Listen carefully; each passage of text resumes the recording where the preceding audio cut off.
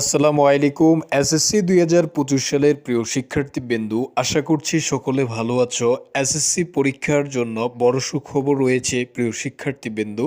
খবরটি প্রত্যেকটি এসএসসি শিক্ষার্থীদের জানা খুবই গুরুত্বপূর্ণ। আজকের এই ছোট্ট ভিডিওর মাধ্যমে তোমাদেরকে জানিয়ে দেব এসএসসি পরীক্ষার গুরুত্বপূর্ণ সুখবরটি। তার আগে চ্যানেলে যদি তুমি নতুন হয়ে থাকো, চ্যানেলটি সাবস্ক্রাইব করে রাখো যাতে করে পরবর্তী আপডেট আসার সাথে সাথে নোটিফিকেশন পেয়ে যাও।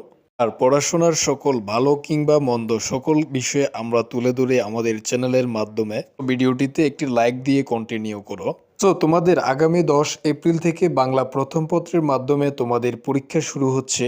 আমরা জানো শিক্ষা বোর্ড নির্দেশনা দিয়েছে পরীক্ষা কেন্দ্রগুলো সঠিকভাবে সাজাতে। আগামী মাসে শুরু হচ্ছে মুসলমানদের ধর্মীয় উৎসব রমজান। এরপরে হবে বহুল্য কাঙ্ক্ষিত এসএসসি পরীক্ষার বোর্ড পরীক্ষা।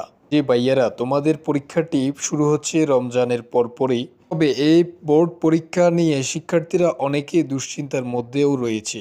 তাদেরকে জানিয়ে রাখতে চাই, গত কয়েক বছর ধরে সংক্ষিপ্ত সিলেবাসের উপর পরীক্ষার আয়োজন করা হলেও ২০২৫ সালের পরীক্ষার আয়োজন করা হবে একদম স্বাভাবিক নিয়মে এবং সম্পূর্ণ বইয়ের উপরে। এ কারণে শিক্ষার্থীরা পিছিয়ে পড়ছে। তাছাড়া তাদের পরীক্ষা ফেব্রুয়ারি মাসে শুরু হওয়ার কথা থাকলেও ২০২৪ সালের বিভিন্ন আন্দোলন ও সমস্যার কারণে পরীক্ষা পিছিয়ে এপ্রিল মাসে নেওয়ার পরিকল্পনা করেছিল শিক্ষা মন্ত্রণালয়। এছাড়া সামনে তাদের পরীক্ষার প্রশ্নপত্র থেকে শুরু করে আরও বেশ কিছু জায়গার সুযোগ সুবিধা প্রদান করবে, যার মধ্যে উল্লেখযোগ্য হচ্ছে পরীক্ষার প্রশ্নপত্র এবং পরীক্ষার কেন্দ্রের পরিবেশ। পরীক্ষার প্রশ্নপত্রে জুলাইয়ের অভ্যুত্থানের বেশ কিছু বিষয়ে যুক্ত করা হয়েছে এবং পরীক্ষার প্রশ্ন অনেক স্বাভাবিক রাখার চেষ্টা করা হয়েছে।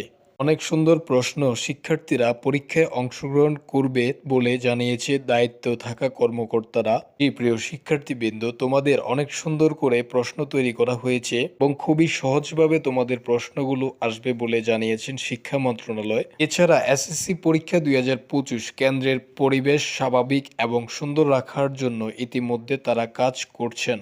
বিগত বছরের যে সকল শিক্ষক পরীক্ষার সময় বিভিন্ন সমস্যা তৈরি করেছে তাদের ব্ল্যাকলিস্ট করে দেওয়ার ব্যাপার নিশ্চিত করেছেন এবং অবশ্যই ব্যাকলিস্ট অলরেডি করেও ফেলেছেন এবং ব্যাকলিস্টে রাখা প্রত্যেকটি শিক্ষককে পরবর্তী পরীক্ষার জন্য পরীক্ষার কেন্দ্রের কোনো প্রকার দায়িত্ব দেওয়া হবে না। তাছাড়া এসএসসি পরীক্ষা ২০২৫ পরীক্ষক প্রধান পরীক্ষক বা নিরীক্ষক হতে পারবে না বলেও জানিয়েছেন শিক্ষা মন্ত্রণালয়। এবার আসি তোমাদের টোটাল বিষয়টি একটু বুঝিয়ে বলি।